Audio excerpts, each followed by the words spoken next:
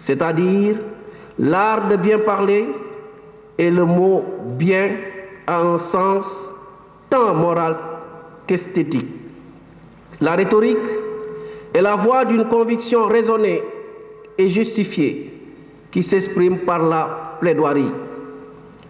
Dans son article L'art de plaider, notre confrère Jean-Marc Varan, avocat au barreau de Paris, reprenant la même idée, s'exprimait de la façon suivante, je le cite. Certes, la plaidoirie est le terme d'un marché. Nous sommes, selon la formule de Dostoïevski, des marchands de paroles, mais il y a un honneur marchand. Vendre de bons produits, sans y ajouter des artifices, sans tromperie sur la qualité et sur le poids, et au juste prix. Notre procédé de vente est la technique du discours persuasif que nous avons nommé rhétorique. Fin de citation. Notre confrère fait allusion à l'éthique, qui est un corpus de valeurs qui traverse toutes les activités de l'homme, y compris le monde des affaires, où elle a donné naissance à de nouveaux concepts, notamment la responsabilité sociale de l'entreprise, RSE ou CSR, Corporate Social Responsibility. Chez l'avocat, l'éthique est partie composante de la déontologie.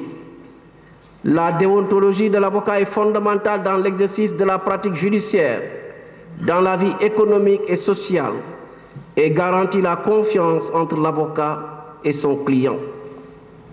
Jadis, l'avocat était considéré comme un homme apostolique, dans la mesure où il quittait le monde comme la religieuse perd son rang et son nom en entrant dans un cloître.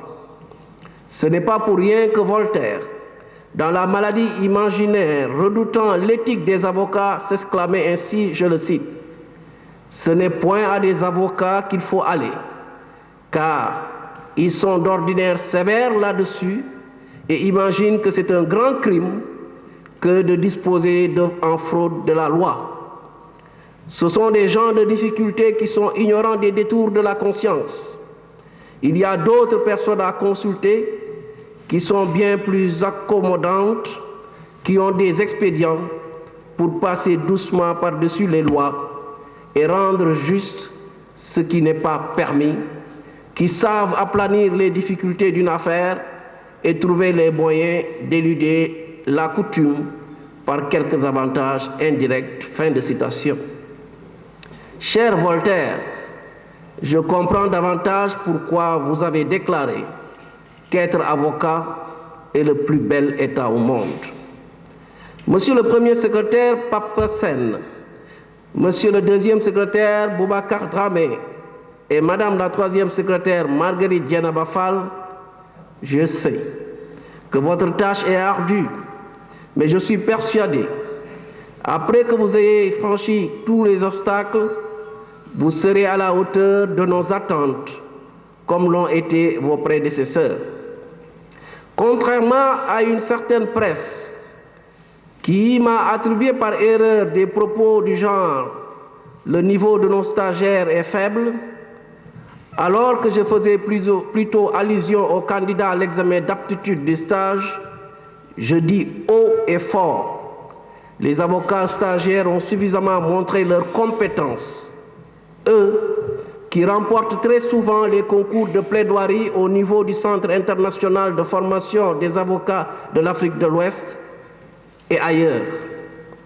La présente cérémonie de la rentrée solennelle de la conférence du stage n'est-elle pas la preuve vivante de la volonté de notre barreau de fêter l'excellent niveau des avocats stagiaires?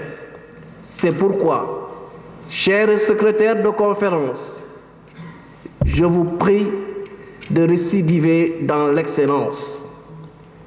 Faites-vous écouter et entendre, en n'oubliant jamais que plaider, c'est se posséder soi-même, posséder son sujet, posséder son auditoire.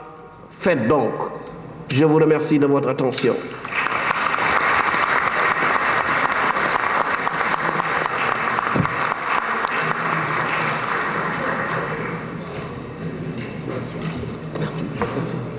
je passe la parole depuis cette année. Moussa Félix Sow et Pascal Labelle, que je dois l'honneur de conduire la délégation du barreau de Reims à cette rentrée solennelle. C'est en effet sous leur bâtonnat qu'a été signée une convention de jumelage entre les barreaux de Reims et le barreau du Sénégal. C'est dans ce cadre que se situe notre présence à Dakar, qui, au-delà d'un acte d'amitié et de confraternité, vient attester de notre volonté à faire de ce jumelage un acte vivant au quotidien, à lui donner corps tous les jours à travers un exercice que nous savons parfois rugueux. Nous venons à Dakar rappeler ce que l'on a peut-être trop tendance à oublier, c'est que les avocats sont gens de valeur, certes, pas les seuls, mais les seuls à qui la loi et leur rôle social confèrent le devoir de le revendiquer pour autrui et pour eux-mêmes. C'est au travers de cette action, c'est au travers de cet état que se situe la spécificité du rôle de l'avocat. Elle postule indépendance et l'éthique qui fondent notre déontologie. Mesdames, Messieurs, notre démarche est un acte de foi. Il est un acte de foi dans l'unicité de la profession d'avocat. Par-delà la distance qui sépare les barreaux de Reims et celui du Sénégal, existe une forte convergence de points de vue et d'identité de repères que nous venons, par notre présence, solidifier et construire encore tous les jours davantage. Nous voulons, avec vous, réaffirmer la fonction de l'avocat dans sa pérennité, la force de son message. Nous venons aussi formuler les vœux que de Reims et Dakar, des esprits et des volontés convergent, que des voix s'élèvent pour toujours concourir de plus fort à l'œuvre judiciaire et au-delà, à la grandeur du droit. Notre fonction est intrinsèquement essentielle. C'est la raison pour laquelle, tous les jours, tous les avocats, où qu'ils soient, devront rester, comme ils plaident, debout et libres. Mesdames, Messieurs, si je me permettais une confidence à haute voix, je vous dirais aussi combien je suis fier d'être à Dakar. Non pas seulement fier de conduire auprès d'un barreau prestigieux une délégation qui l'est tout autant, mais fier de retrouver un pays qui est particulièrement cher à mon cœur, d'y retrouver ce que j'aime, d'y retrouver ma famille. Dans cette maison, certains des miens ont servi. Mon père a servi cette maison, cette justice, et aujourd'hui je pense à lui. Je suis aussi particulièrement fier d'être pour la première fois en robe d'avocat devant celle qui a toute ma gratitude, toute mon affection.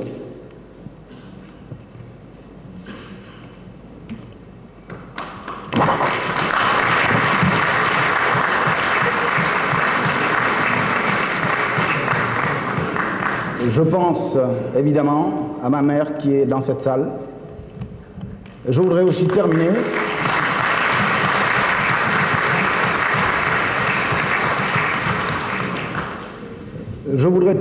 pour dire un dernier mot à l'adresse de ceux qui m'accompagnent. Je pourrais être autour de cette table en tant qu'avocat inscrit au barreau de Dakar. Les hasards de la vie m'ont conduit à Reims, où j'ai été particulièrement bien accueilli. Une ville qui m'a donné une formation, qui m'a donné une profession, et aussi l'amitié de ceux qui sont aujourd'hui à mes côtés. Je pense particulièrement au bâtonnier Jackie Lochen, qui m'a ouvert les portes de la profession d'avocat,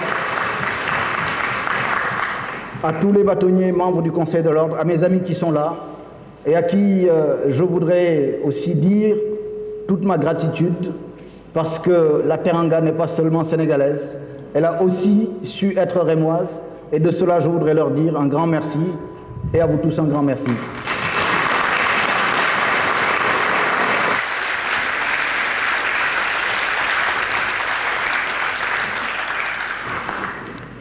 Je vous remercie, monsieur. Près de la dute cour, mesdames et messieurs les hautes autorités judiciaires, administratives et militaires du Sénégal,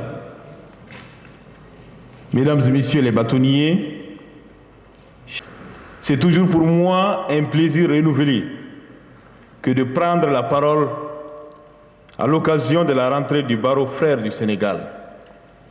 En ma qualité de président du conseil d'administration du CIFAF, et au nom de tous les bâtonniers de l'espace IMOA ici présents ou représentés, merci pour la Teranga, merci pour votre confraternité.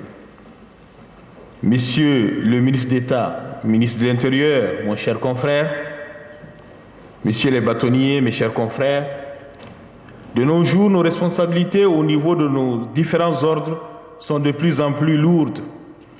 La conjoncture difficile, nous sommes condamnés à renforcer la coopération interbarreaux ou à voir la profession s'affaisser suite aux multiples ajustements de réformes qu'impose cet environnement globalisé.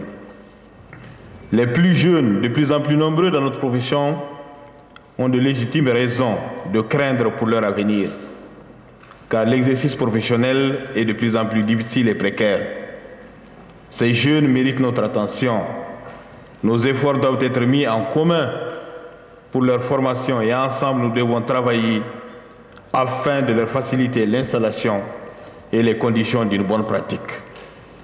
À ce propos, monsieur le bâtonnier, cher ami, je voudrais saisir l'occasion pour rappeler que la dernière session du Centre international de formation des avocats a vu le couronnement de votre barreau à travers deux jeunes confrères représentant votre barreau, les confrères Adama Fall et El Hadji Daouda Seck, lauréats du concours de plaidoirie du CIFAF organisé en marge de la formation. Je voudrais leur réitérer les vives félicitations de l'ensemble des bâtonniers de l'espace IMOA et insister sur l'apport fort appréciable du CIFAF et sur la nécessité de son renforcement car ses capacités sont encore assez limitées. Au nom des barreaux de l'espace IMOA, mon cher confrère, cher ami, je vous souhaite une bonne rentrée du stage.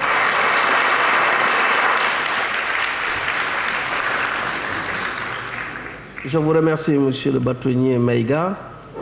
Je passe la parole à monsieur Paul Nemo, qui représente l'UIA, l'Union internationale des avocats, dont la plupart de nos barreaux sont membres.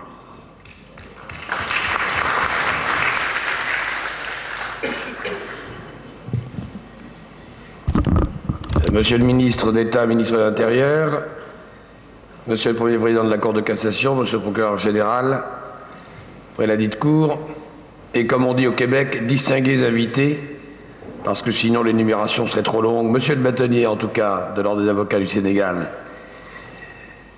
Messieurs les bâtonniers et chers confrères, Monsieur le bâtonnier, vous le savez, j'ai eu un choix à faire. Il y a actuellement à Brazzaville une réunion des barreaux francophones en même temps que la rentrée du barreau de Dakar. Je dois dire que je n'ai pas hésité quand vous avez invité le président de l'UIA. J'ai fait le choix de venir ici à Dakar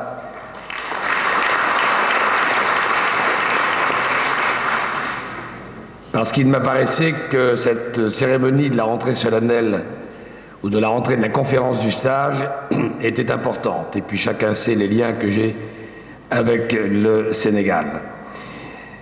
Vous avez autour de séance d'aujourd'hui 2 thèmes de travail, de réflexion, demain sur la Cour permanente internationale. Et vous savez que l'UIA a beaucoup participé aux travaux qui ont abouti à la mise en place de la Cour pénale internationale et beaucoup réfléchi au statut du barreau, au statut de la défense devant les juridictions internationales en général et la Cour permanente internationale en particulier. Et vous avez vendredi un thème qui était annoncé comme sur l'environnement et qui s'est précisé comme un thème sur l'eau. L'UIA se préoccupe aussi de ce problème puisque dans notre prochain congrès à Bucarest en fin octobre, début novembre 2008, nous aurons un grand thème sur le droit de l'eau et le droit à l'eau.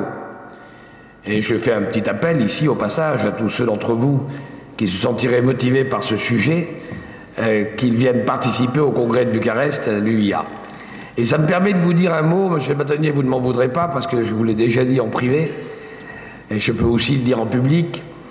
J'ai constaté comme président de l'Union internationale des avocats, qui, je le rappelle, est l'association internationale la plus ancienne qui existe au monde, puisqu'elle a été créée en 1927, j'ai constaté avec regret une certaine absence de nos amis africains dans cette union et dans ces réunions. Certes, j'ai revu ici des confrères que j'avais eu plaisir à voir à Paris, au congrès de Paris de l'UIA en novembre dernier, mais je pense que les barreaux africains devraient participer plus aux travaux, aux séminaires, aux congrès de l'Union internationale des avocats. C'est là que vous rencontrerez les différents systèmes. Et si certains ne l'avaient pas compris, je précise que je suis avocat moi-même au barreau de Paris. Je ne porte pas ma robe d'avocat parisien qui est très proche de la vôtre, sinon la même, mais simplement ma distinction de président d'honneur de l'UIA parce que c'est la vocation internationale de l'UIA de faire se rencontrer des gens qui exercent le même métier, certes, qui ne l'exercent pas sous les mêmes habits, puisque la robe que nous portons, nous, avocats sénégalais et avocats français, n'est pas portée dans le monde entier par tous les avocats. Mais il y a 3 ans, nous avons organisé un congrès avec un thème principal qui était « Avocats du monde, une seule déontologie, point d'interrogation ». Et nous avons pu constater que les Anglo-Américains, les Sud-Américains, les Africains, les Européens, les gens du Moyen-Orient, et j'en oublie sans doute, de l'Océanie, et de l'Asie évidemment, malgré les différences de statut qu'ils avaient dans l'exercice de leur profession, avaient bien une même déontologie, qui est l'indépendance, le refus du conflit d'intérêts et le service de l'évolution du progrès par le droit dans toutes les activités, qu'elles soient judiciaires ou purement juridiques. Donc l'Union internationale des avocats donne cette perspective mondiale sur les statuts des uns et des autres et permet de confronter les points de vue des uns et des autres. Et dans le combat actuel, je dis le combat, dans la compétition actuelle dans le monde, il n'est pas inutile à l'OMC ou ailleurs, ou en Europe, à Bruxelles, qui veut déréguler la profession et qui verrait avec un bon œil la suppression des ordres d'avocats, il n'est pas inutile que nous nous retrouvions tous pour défendre la conception que nous avons de notre métier, qui est l'indépendance, et qui est d'être organisé en ordre pour garantir notre indépendance, pour permettre notre indépendance, et pour nous faire respecter. Il n'est pas inutile que nous nous rencontrions tous. Donc je vous lance un appel pour que vous rejoigniez plus activement que ce n'est le cas actuellement nos confrères africains, que vous rejoigniez l'UIA. Et je vous remercie de l'accueil que vous me faites et de l'honneur que vous me faites en me donnant la parole, monsieur le bâtonnier.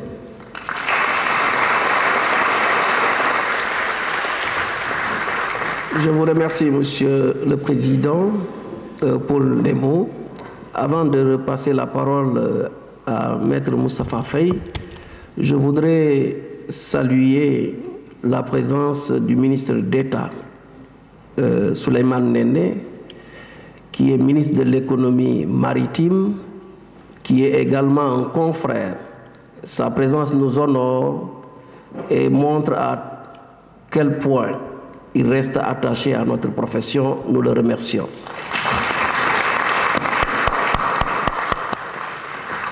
Je passe la parole maintenant à Maître Moustapha Faye. Je vous remercie, Monsieur le bâtonnier. Rassurez-vous, ce sera la dernière fois que je prendrai la parole. Mais c'est justement pour passer aux choses les plus intéressantes, je pense, c'est-à-dire au discours des 3 secrétaires de conférence. Le premier discours du premier secrétaire de conférence sera dit par Maître Papassen et le sujet est « Aimons donc de l'heure fugitive, hâtons-nous, jouissons. » Maître Papassen.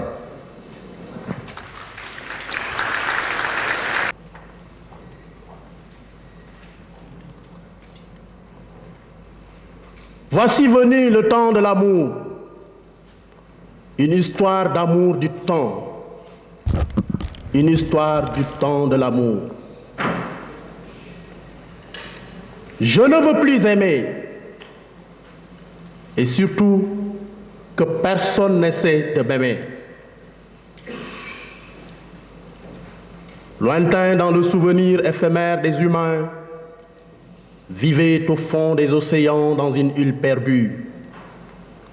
Le bonheur, la tristesse, le savoir et tant d'autres, amour y compris. Un jour, on annonça au sentiment que l'île allait être submergée. Ils préparèrent leur bateau et partirent. Seul l'amour resta, n'y croyant pas ou préférant attendre peut-être le dernier moment. Quand l'île fut sur le point de sombrer, l'amour décida alors d'appeler à l'aide. La richesse qui passait à côté dans un luxueux bateau lui précisa: « Non, je ne peux pas t'amener, car il y a beaucoup d'argent et d'or sur mon bateau. Je n'ai pas de place pour toi. »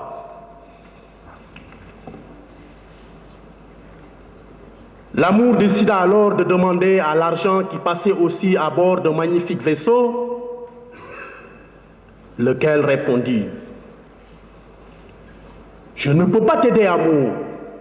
Tu es mouillé et tu pourrais endommager mon bateau. » La tristesse étant proche, l'amour là est là. « Oh amour, je suis tellement triste que j'ai besoin d'être seul. »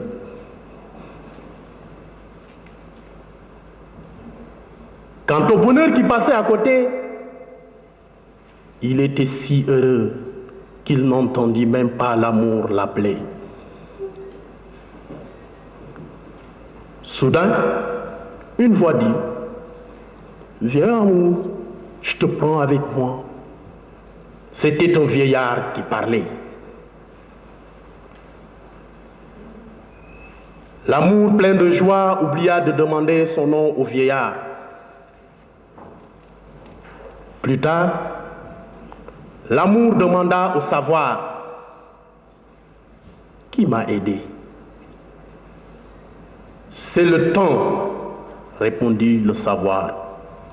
« Le temps? Mais pourquoi m'a-t-il aidé? »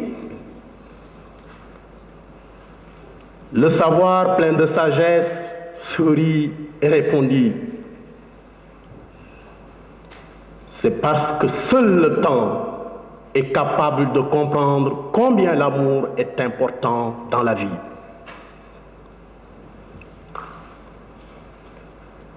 Là-bas, sur les rives d'un lac, au pied d'une colline verdoyante, au creux d'un rocher, un cimetière, une constellation de stèles. Sur l'une d'elles, un sculpteur amateur a gravé ces mots figés dans le temps. « Aimons donc, de l'heure fugitive, hâtons-nous, jouissons. »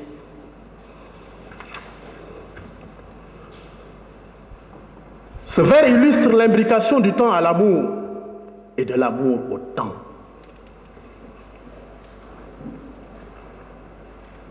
Faut-il absolument se dire qu'une vie sans amour ne vaut pas la peine d'être vécue?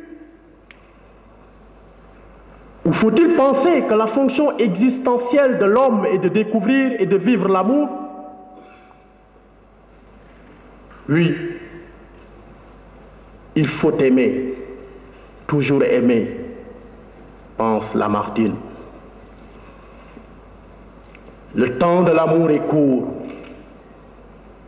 Lui, ce romantique qui a vécu avec sa compagne une idylle intense, mais brève.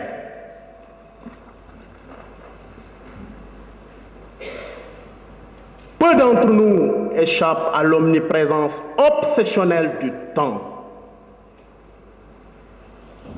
Le temps passe inexorablement et emporte les moments heureux.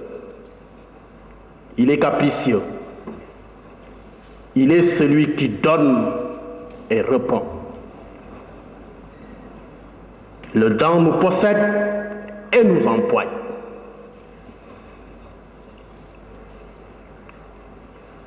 Dès notre naissance, de bonnes fées se penchent sur notre berceau.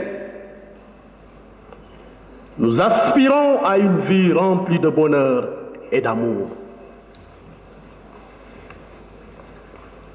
Mais avec le temps, notre vie se révèle laborieuse, pieuse, distrayante ou aventureuse.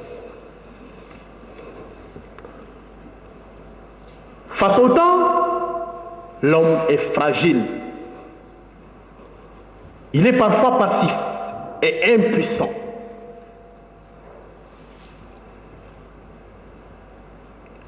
S'il vous est arrivé de vous laisser bercer par une douce et suave mélodie, s'il vous est arrivé d'écouter les notes harmonieuses d'un xylophone, la tête enfuie dans des coussins douillés, l'aube vous a sans doute surpris. Vous n'avez pas vu le temps passer. Ce temps de la jouissance vous a paru éphémère.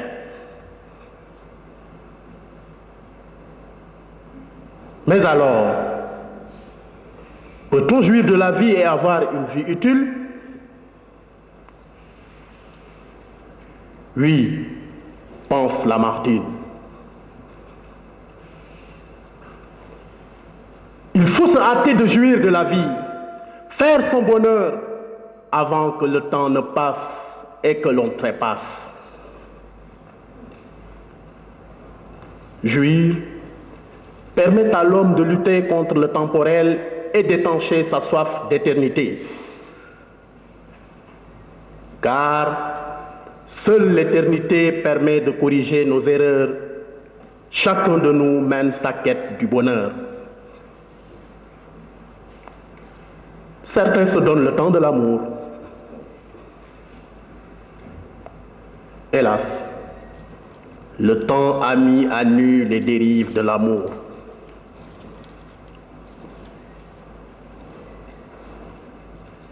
Adam et Ève, mordant au fruit défendu, furent chassés du paradis. Antoine, subjugué par Cléopâtre, perdit son trône. Que dire de Roméo et Juliette, unis pour l'éternité par l'effet du poison et de la dague? Ainsi, l'amour retrouvé n'arrête pas le temps. On m'avait promis le bonheur, mais la vie m'a appris que je suis né pour souffrir.